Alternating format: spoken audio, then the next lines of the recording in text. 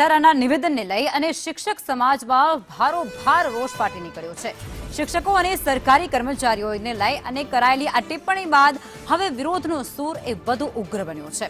પ્રાથમિક શૈક્ષણિક મહાસંઘે મંત્રીના નિવેદનની નિંદા કરી છે। ગુજરાત પ્રદેશ અધ્યક્ષ અનિરુદ્ધ સિંહે એવું કહ્યું છે કે રમેશ કટારાએ પોતાનું નિવેદન પાછું ખેંચવું જોઈએ। તેમણે માંગ કરી છે કે મંત્રીએ શિક્ષક સમાજની જાહેરમાં માફી માંગે।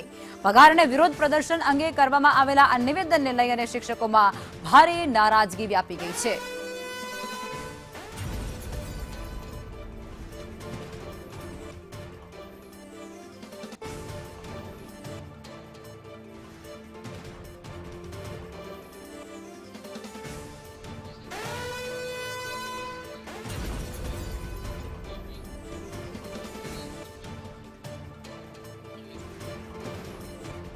અને આજ મુદ્દે અવિનાશ પ્રજાપતિ અમારી સાથે જોડાઈ ચૂક્યા છે। અવિનાશ સર, જે પ્રમાણે આ નિવેદન એક વખત કરવામાં આવ્યું છે મંત્રી દ્વારા, તેને લઈને તમે તમારી પહેલી પ્રતિક્રિયા શું છે અને હવે તમારી માંગણી શું છે? જી, એમનું નિવેદન બિલકુલ અયોગ્ય છે। કારણ કે એમને કીધું છે કે વર્ષો પહેલા વડીલોના સમયમાં 500,000 રૂપિયામાં શિક્ષકો સેવા આપતા હતા।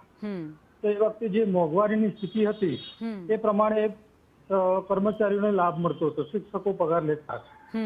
હાલની જે સ્થિતિ છે, મોંઘવારી છે, એ પ્રમાણે સરકારી ધારા ધોરણ મુજબ કર્મચારીઓ શિક્ષકો પગાર લે છે।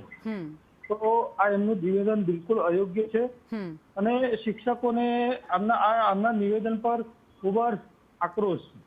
બિલકુલ। અને બીજું એમને એવું કીધું છે કે શિક્ષકો મોબાઈલમાં ખૂબ જ વ્યસ્ત હોય છે।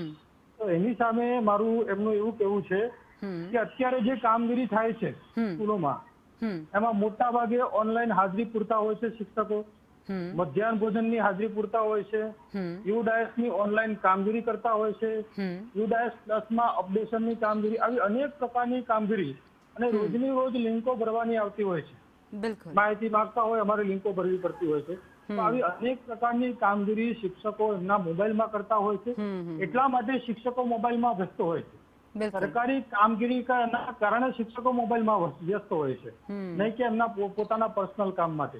એટલે શિક્ષકો પોતાના કામ માટે નહીં પણ સરકારી કામગીરીમાં વ્યસ્ત હોવાના કારણે મોબાઈલનો ઉપયોગ કરતા હોય છે। ઓકે જી, આપ અમારી સાથે જોડાયા તે બદલ આપનો આભાર।